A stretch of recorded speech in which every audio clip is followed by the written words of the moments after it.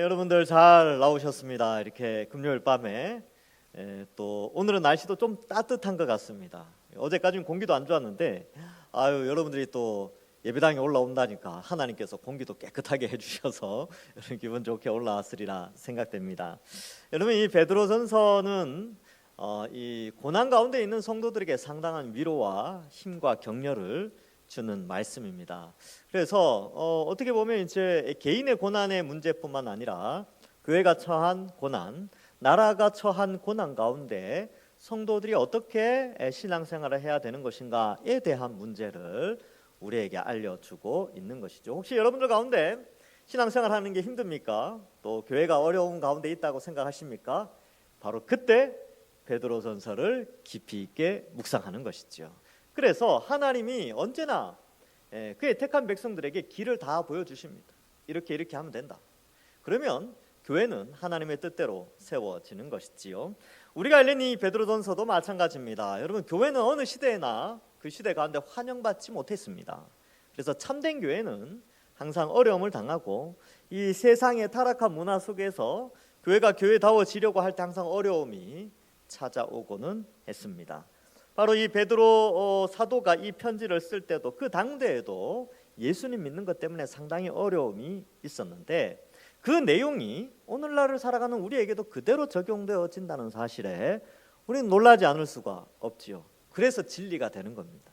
변하지 않는 어느 시대에나 어느 나라에나 어느 민족에게나 동일하게 하나님의 말씀이 진리라는 것이 이 베드로전서만 살펴봐도 알 수 있게 되는 것이죠. 그래서 이 베드로전서에서 살폈던 내용이 우리가 예수님 믿는 것 때문에 고난을 당하는데 그 고난의 가치가 어떻게 부여되어졌는가?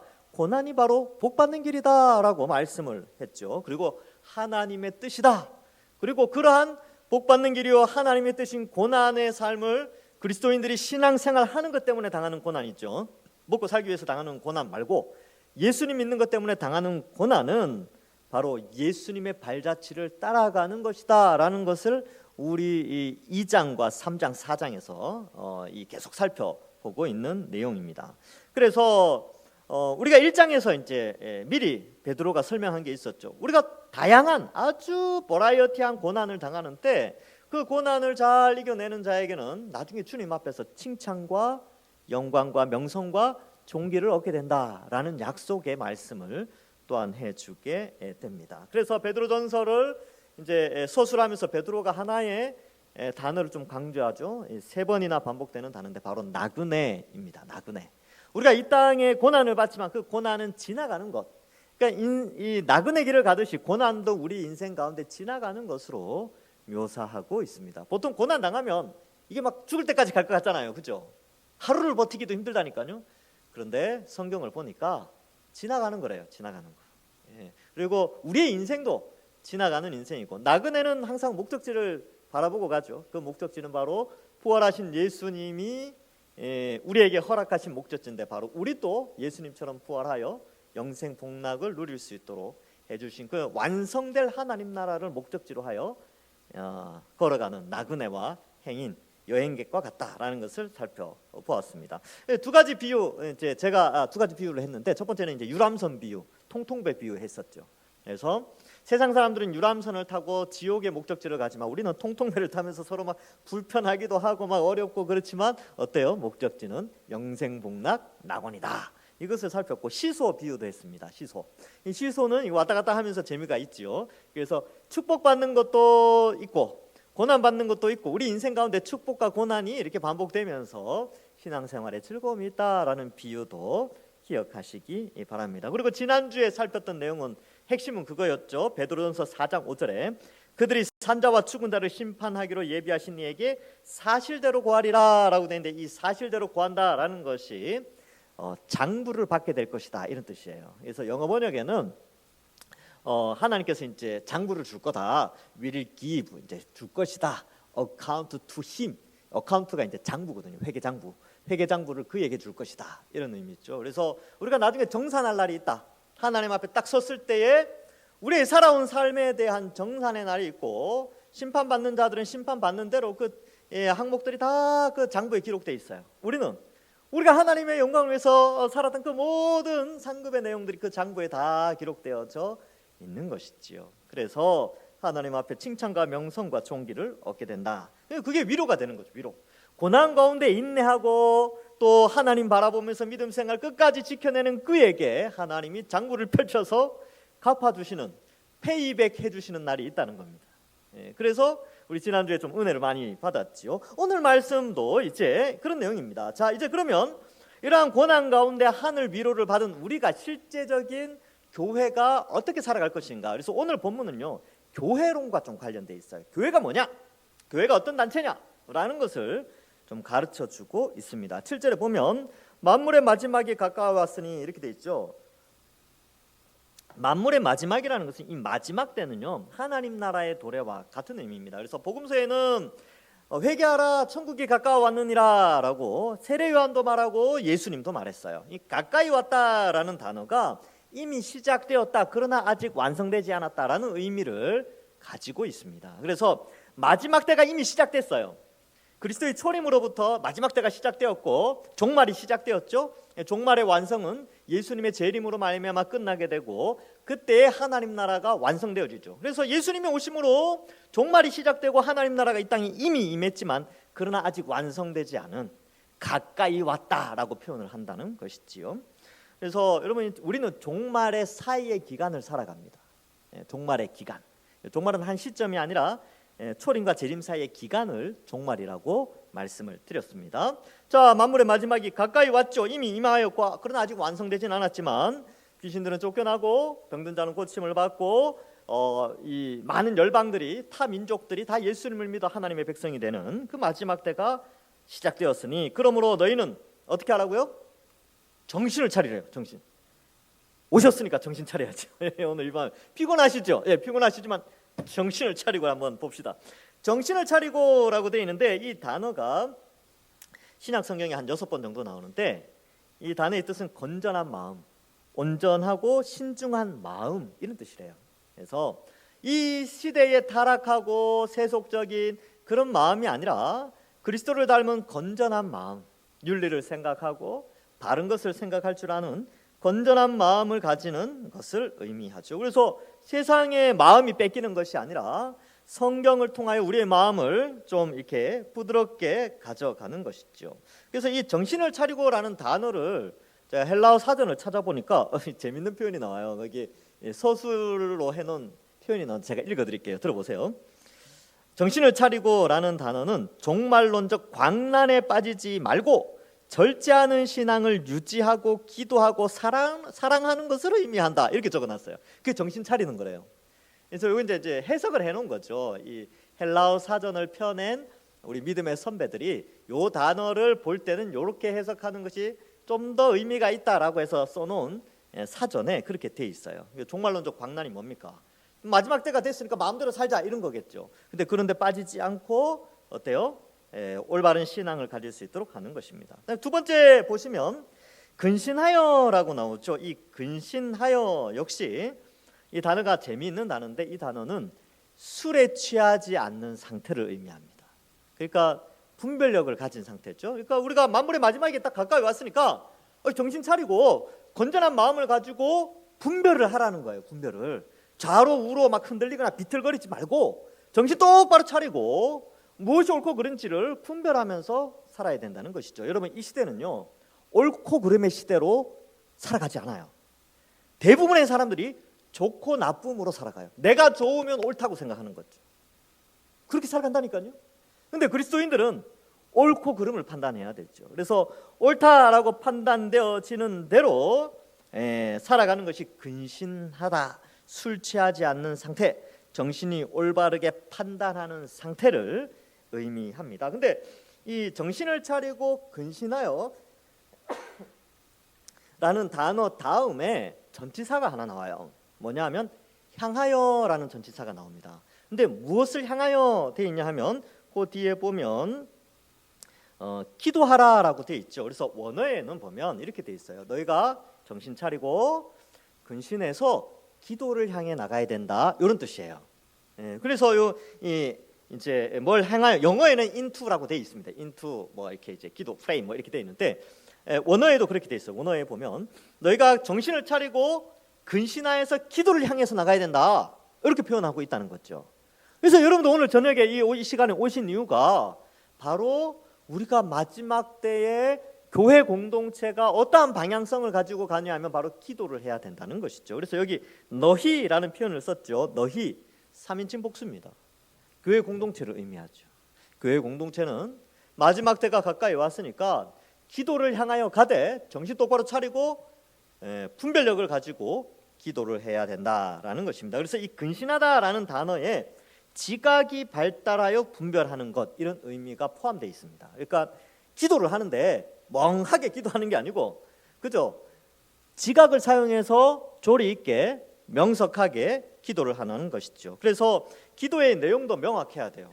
모호한 기도가 아니라 정확하게 또 기도하고, 또 우리가 인지하는 언어를 가지고 기도를 하는 것이죠. 그래서 제가 이제 전에도 말씀드렸다시피 기도할 때는 우리가 가진 언어를 통해서 기도하는 것이 훨씬 유익하다라는 것을 많이 강조를 했습니다. 왜냐하면 여기 근신하여 기도하다는 것의 의미 속에 지각이 발달하여 분별하여 기도하다라는 의미가 있기 때문에 그렇습니다. 그래서 여러분들 기도하실 때요, 그렇게 기도하는 거예요. 멍하게 있지 말고 기도하면서 뭐 드라마 생각하고, 기도하면서 영화 생각하고, 또 기도하면서 직장에 일하는 거 생각하고, 집에 애 뭐 그런 거 생각하면서 기도하라는 뜻이 아니라는 거예요. 뭐냐면 지각을 발전시켜서 분별하면서 정확한 기도 제목을 가지고 기도하라라는 것입니다. 그래서 이러한 것들은 바로 1절에 보면 이 그리스도와 같은 마음을 품고 갑옷을 입는 것으로 묘사되고 있죠. 너희도 같은 마음으로 갑옷을 삼으라. 예수님께서 기도하신 것처럼 우리도 기도할 것을 말해주고 있습니다. 그래서 우리가 기도할 때는 지성과 또 지각을 또 이용하고 우리의 건전한 마음을 가지고 기도에 뛰어들어야 되는 것이죠. 우리의 탐욕을 채우는 기도가 아니라 여기 나오는 정신을 차리고 건전한 마음을 가지고 기도하는 것이죠. 그래서 이것을 이제 7절에 이제 마지막 때 우리가 기도할 때 이렇게 기도해야 됩니다. 오늘 잘 오셨습니다. 오늘 제가 기도 제목을 쫙 정렬해가지고 가르쳐 줄 테니까 그거대로 기도하시면 돼요. 그리고 이제 그 기도 끝나면 이제 개인적인 기도하시면 됩니다. 그러니까 이렇게 뭔가 우리의 판단을 통해서 기도를 같이 하는 거죠. 근데 여기에 보면 너는이 아니라 너희는, 교회 공동체가 같이 기도해야 된다는 것이죠. 그래서 오늘날에요, 여러분 우리가 기도해야 할 제목이 있잖아요. 우리 동산교회 기도 제목, 올해 기도 제목 있지요. 그래서 이제 지난 주간을 보내고 많은 분들이 그렇게 생각하셨을 것입니다. 야, 우리 교회가 기도해야 되겠구나. 기도할 때가 되었구나. 공사도 있고, 그죠? 또 뭐 이제 내일 모레 되면 이제 공동회의도 있고, 또 뭐도 있고 앞으로 쭉 있을 거 아닙니까? 또 우리 우리 다음 세대들 지금 아이들이 없어가지고 지금 배봉초등학교도 다른 데랑 합병하느냐 마느냐 뭐 그런 말이 나오고 있다고 하는데 그만큼 애들 안 나니까. 근데 그러한 가운데 교회가 다음 세대를 위해서 어떻게 해야 될지 기도해야 될 거 아닙니까, 그죠? 그러니까 이러한 것들 문제들을 놓고 우리가 간절히 기도하고 또 평안하여 든든히 서 나가기 위하고 부흥하기 위해서 우리가 해야 할 것은 마음을 같이 하여서 정신을 차리고 근신하여 기도해야 돼요. 잘 나오셨습니다, 오늘. 그래서 제가 그런 생각도 했어요. 야, 금요 기도회를 좀 특별 기도회로 할까? 그런 생각도 있어요. 그래서 기도할 때구나, 우리가 기도할 때다, 이런 생각을 하게 됩니다. 자, 만물의 마지막이 가까이 왔으니 그러므로 너희는 정신을 차리고 근신하여 기도하라. 자, 그 다음에 8절에 보니까 기도하는데 그 무엇보다도 뜨겁게 서로 사랑할지니 이렇게 기록되어 있죠. 이 무엇보다도라는 단어가 모든 것의 앞, 이런 뜻이에요. 최우선적으로, 이런 뜻입니다. 그래서 최우선적으로 뜨겁게 서로 사랑할지니 사랑은 허다한 죄를 덮느니라, 이렇게 기록하고 있습니다. 여러분, 교회는요 기도하면서 사랑해야 돼요. 남 미워하면서 기도하면 그 기도 들어주시겠습니까? 예수님도 그랬잖아요. 누군가 다툼이 있는데 재물 들고 오면 재물 두고 가서 화해하고 나서 재물을 드려라. 그래야 하나님 받으시지. 그러니까 형제를 사랑해야 돼요. 형제를 사랑하고 그렇게 할 때에 기도가 들어지는 것이죠. 그래서 이 사랑하다라는 단어에 좀 집중을 해야 합니다. 그래서 우리가 기도하는 것, 이 사랑하는 것, 이 모두가 사실은 1절을 바탕으로 했을 때에 그리스도의 마음을 가지고 갑옷을 입고 무장하는 것과 같아요. 그래서 기도하는 것도 일종의 전투에 해당되고요, 이 사랑하는 것도 일종의 전투에 해당되게 됩니다. 자, 그러면 기도하고 사랑을 하려면요, 기도의 마음을 가져야 되겠다라는 것을 어떻게 깨달아요? 말씀을 통해서 깨닫잖아요. 내가 사랑해야지라는 것도 어떻게 결단해요? 성경 말씀을 읽으니까 내가 사랑해야 되겠구나 알게 됐죠. 그러니까 말씀과 기도와 사랑이 모든 것들이 잘 어우러져서 교회에 지금 베드로가 교회에 요구하는 것이죠. 자, 그래서 우리가 생각해야 돼요. 왜 이 메시지가 나오냐 하면 그리스도인들이 신앙생활을 하다 보면 고난이 올 수 있어요. 근데 그 고난이 오는 것은 우리가 일종의 전투에 들어갔다라는 것을 의미합니다. 영적인 전쟁이죠. 그래서 우리는 기본적으로 그리스도인이 됨으로 말미암아 입대한 것과 같은 거죠. 어떤 전투에 입대한 거죠. 영적인 싸움에 입대를 했어요.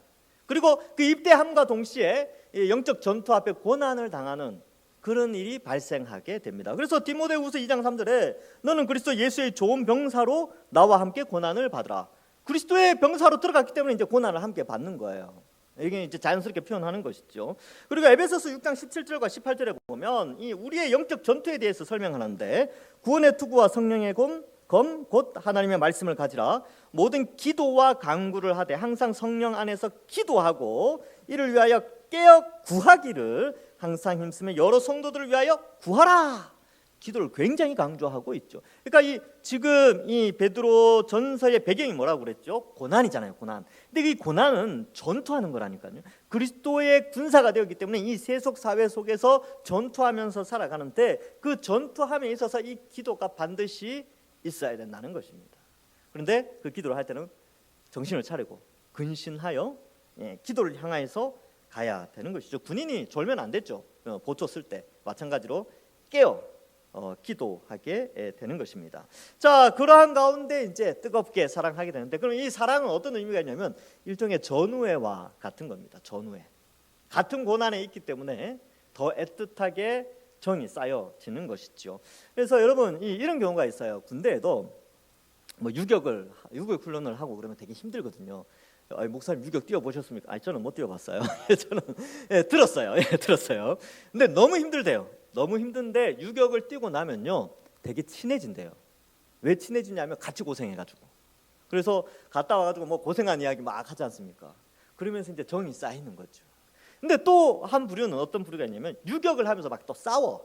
자기가 힘드니까 다른 사람도 막 이제 힘드니까 짜증이 나는 거죠. 그래서 막 다툰대요. 또 어떨 때는. 그러니까 두 가지 양상이 나타나는 거죠. 힘들면 서로 전우애를 느끼기도 하지만 힘드니까 자기중심적이 되어서 막 다투고 막 그렇게 된다는 것이죠. 근데 전우애라는 건 뭐냐 하면 바로 같은 고난을 가졌기 때문에 서로를 이해하는 것이죠. 여기에 나오는 무엇보다도 뜨겁게 사랑하라라고 되어 있는 것은 전우애로 똘똘 뭉쳐야 된다는 것을 말합니다. 고난 가운데 고난을 헤쳐나가는 것은 전우애예요. 우리도 이제 우리가 이제 교회가 어려움이 있지 않습니까? 그러면 그것을 헤쳐나갈 때는 마음을 똘똘 뭉쳐야 돼요. 마음이 갈라지면 안 됩니다. 전우애로 뭉쳐야 되는 거죠. 이 어려움을 같이 극복해 나가는 거죠. 그 중심에 사랑이 있는 것입니다. 어떤 자매가 그래요. 그 이제 아빠가 일찍 돌아가셨어요. 사춘기 때. 그러니까 밑에 동생들 둘이 있고, 그 엄마가 있고 한데 이제 아빠가 돌아가 버리시니까 경제적으로 완전히 무너진 거죠. 그러니까 이 사춘기 때에 그걸 이제 중고등학교 학창 시절에 아버지를 갑자기 잃고 어머니와 함께 이 신앙생활하고 가정을 이끌어가는 너무 괴롭더라는 거예요. 너무 힘들더라는 거죠. 근데 다들 힘든 거예요. 엄마도 힘들고 동생들도 힘들고 자기도 힘들고 막 너무 힘들다는 거예요. 그런데 그때를 이겨내서 지금 이제 잘 사는데 그때를 회상하면서 그러는 거죠. 우리 가족은 전투를 했다. 이게 전우애로 뭉쳐있다. 보통 다른 가족들은 가족의 사랑 뭐 이런 거 있잖아요. 형제애 뭐 이런 거 이야기하잖아요. 근데 그 자매는 그런 이야기를 해요. 우리는 형제의 가족의 이거보다 전우애였다. 그 전우애로 그 시절을 넘어갔다는 거예요. 그게 마음이 와닿았어요. 맞다, 이거다. 어려울 때 어려움을 극복해 나가는 것은 바로 사랑인데 그 사랑은 전투하는 사랑이에요.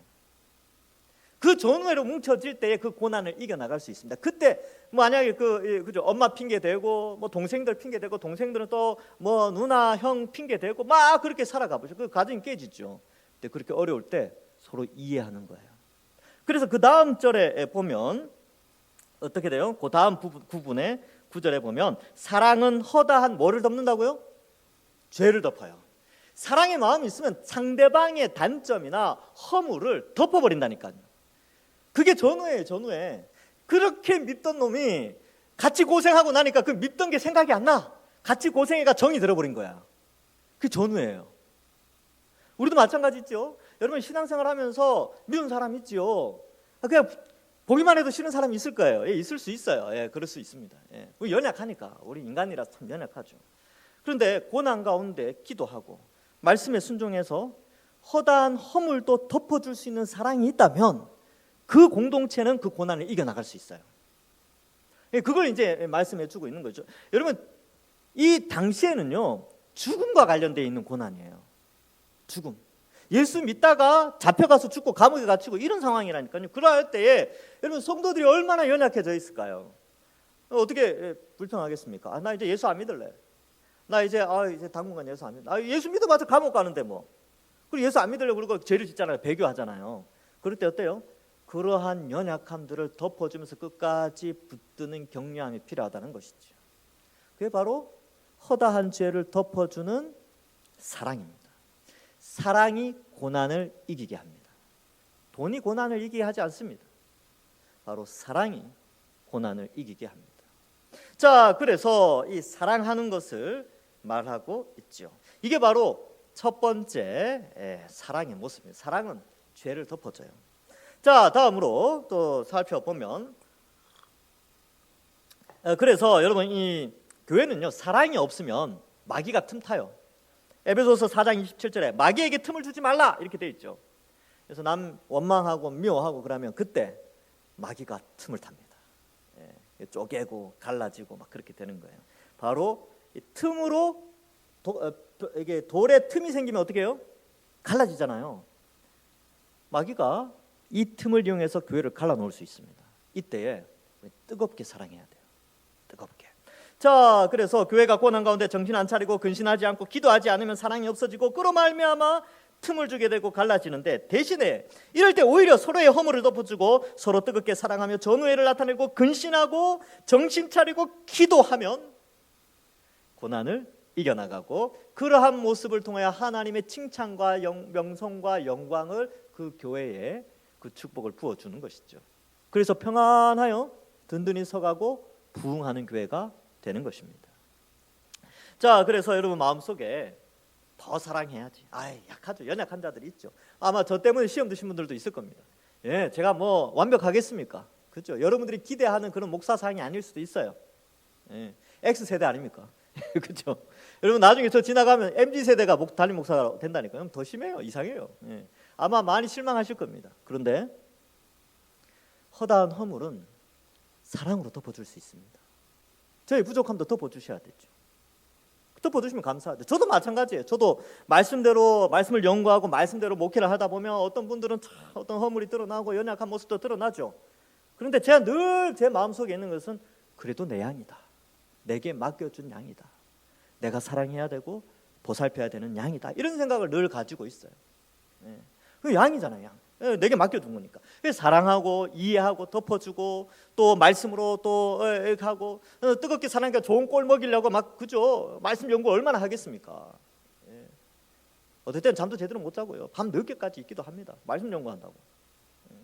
왜? 욕심이 많아요. 좋은 먹이를 먹여야 되니까. 그게 바로 사랑이지.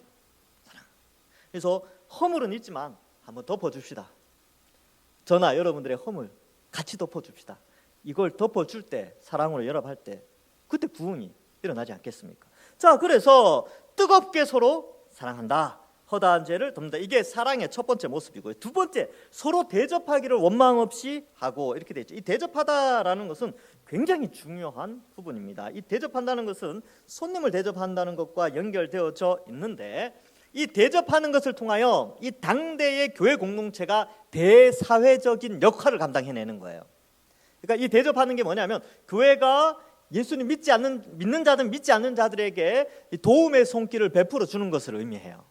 그러니까 오늘날로 치면 이제 뭐 연말에 부재 헌금을 이렇게 준다든지 교회 안에서 이렇게 연약한 자들 돌본다든지 뭐 이렇게 우리 교회 같은 경우는 이제 동대문 구청 뭐 전동 2동에 따뜻한 겨울나기 뭐 이렇게 그리고 후원하는 거 있거든요. 그것도 하고 막 그런단 말이죠. 이러한 것들을 통하여서 고난받지만 고난받는 가운데 세상 사람들이 기독교인들 그래서 베푸는 사람들이네, 이 사회에 굉장히 유익을 주는 사람들이네라는 인식을 심어준다는 것이지요.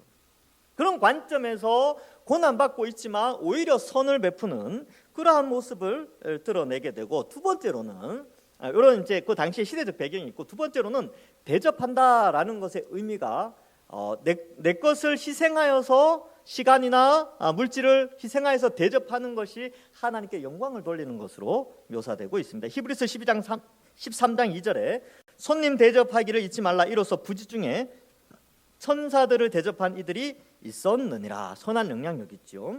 마태복음 7장 12절에 예수님께서도 이렇게 말씀하십니다. 그러므로 무엇이든지 남에게 대접받고자 하는 대로 너희도 남을 대접하라. 이것이 율법이요 선지자니라. 이렇게 표현하고 있습니다. 말로 대접하든지 물질로 대접하든지 시간을 투자해서 대접하든지 그렇게 대접하는 것이죠. 마태복음 25장 나중에 제가 이제 하겠지만, 거기에 여러분 마지막 심판 때 양과 염소를 나누죠. 오른쪽에는 양, 왼편에는 염소에서 염소에 속한 자들은 다 심판을 받는데, 칭찬받는 양들에게 임금 대신 하나님이 뭐라고 말씀하시냐면, 그때에 마태복음 25장 34절에 그때 임금이 그 오른편에 있는 자들에게 이르시되 내 아버지께 복받을 자들이여 나와 창세로부터 너희를 위하여 예비된 나라를 상속받으라. 내가 줄일 때에 너희가 먹을 것을 주었고 목마를 때에 마시게 하였고 나그네 되었을 때에 영접하였고, 이렇게 기록하고 있어요. 그리고 이제 그 오른편에 있는 사람들이 막 질문해. 언제 그랬습니까? 그러니까 내가 이제 뭐 헐벗었을 때 뭐 이렇게 의인들이 막 그러니까 이렇게 말씀하시죠.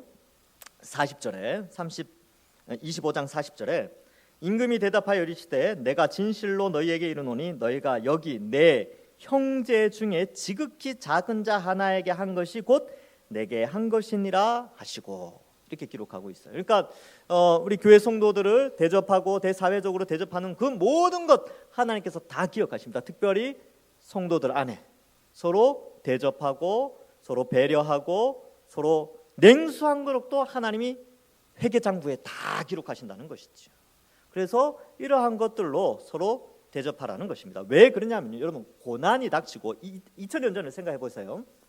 핍박이 있고 그러면 일단 외부적인 핍박이 있으면 사람들이 자기중심적이 돼요. 자기 방어 기제라고 하는데, 그렇게 되면 자기와 자기 가족만 생각하지 다른 사람을 배려하지 않습니다.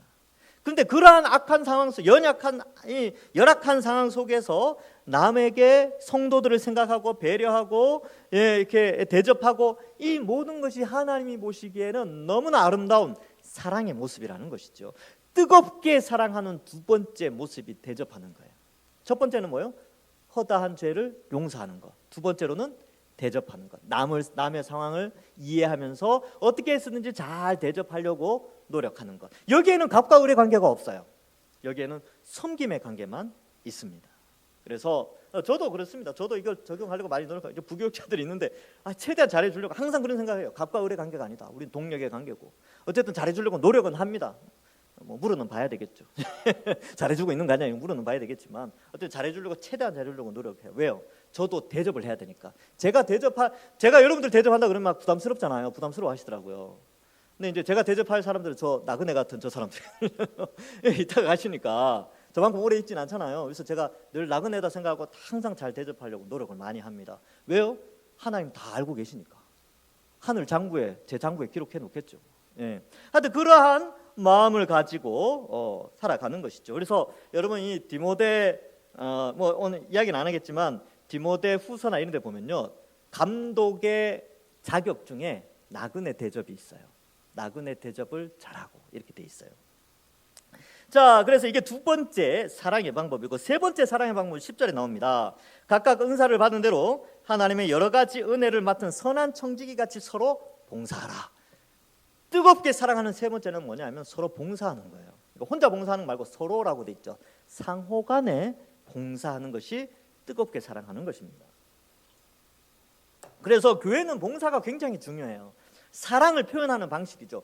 그리스도의 몸된 교회, 내가 예수님을 사랑하니까 예수님의 몸된 교회를 사랑하게 되는데, 그 사랑의 방식 중에 하나가 바로 봉사하는 것이죠. 여기에 그렇게 표현되어 있습니다. 여러 가지 은혜를 맡은 선한 청지기 같이 서로 봉사한다.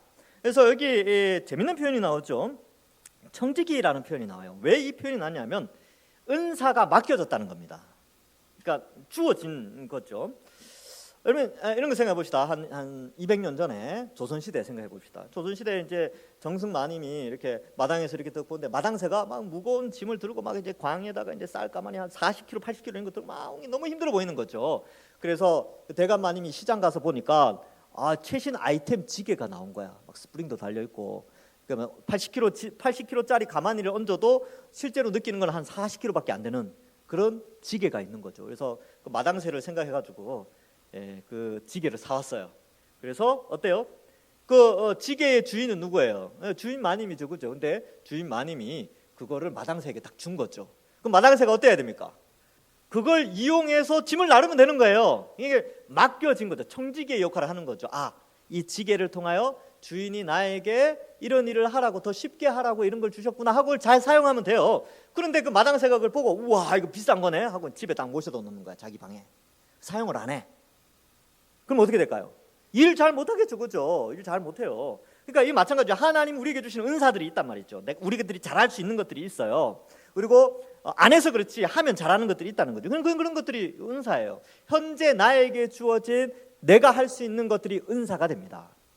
근데 그걸 묵혀두고 있으니까 그 이제 사랑을 묵혀두는 거죠. 사랑을 해야 되는데 그렇게 주어진 은사를 발휘하지 않으면 얼마나 주인의 입장에서는 안타깝겠습니까? 그래서 청지기 역할을 해야 된다.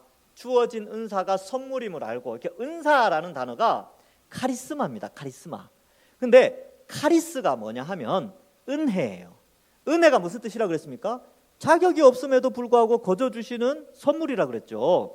그러니까 자격이 없는데 내게 거저 주신 선물 가운데 카리스마, 어떠한 외형적으로 나타나는 은혜의 그 어떤 모습들인데 그게 카리스마, 은사거든요.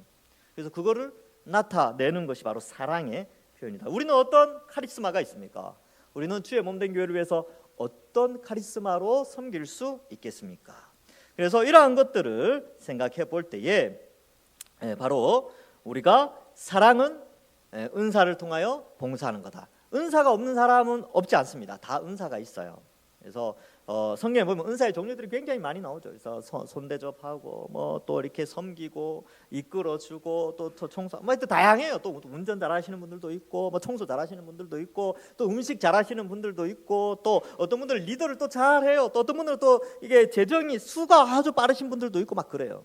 다양한 주어진 은사들을 주를 사랑하는 마음으로 교회를 섬길 때 그것이 바로 봉사하게 되는 것입니다.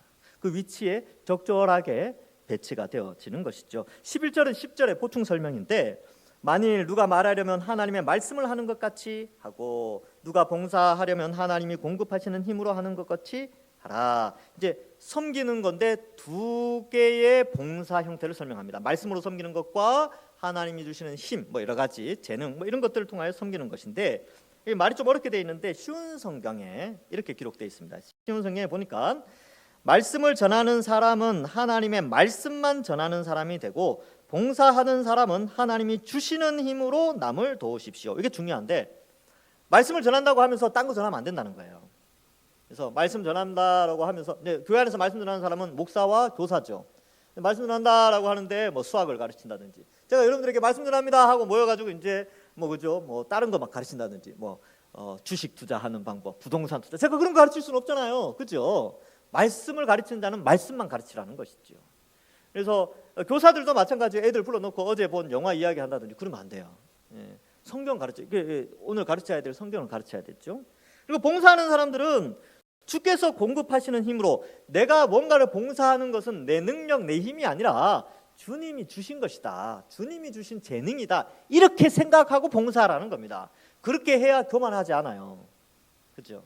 그래서 이 모든 것이 주님이 주신 것이다. 이러한 관점으로 봉사하라라고 되어져 있습니다. 그런데 이 모든 봐요. 이 사랑을 하라라고 되어 있는데 허물을 덮어주고 대접하고 봉사하는 이 모든 것은 하나님 영광을 위해서 해야 됩니다. 자기를 드러내는 수단이 되어서는 안 된다는 것이죠. 그래서 뒤에 예수 그리스도로 말미암아 하나님이 영광을 받으시게 하려 함이니 그에게 영광과 권능이 세세에 무궁토록 있느니라. 아멘. 이렇게 기록하고 있습니다. 여러분 말씀을 맺습니다. 오늘 제가 무슨 메시지를 전달했는지 기억나십니까?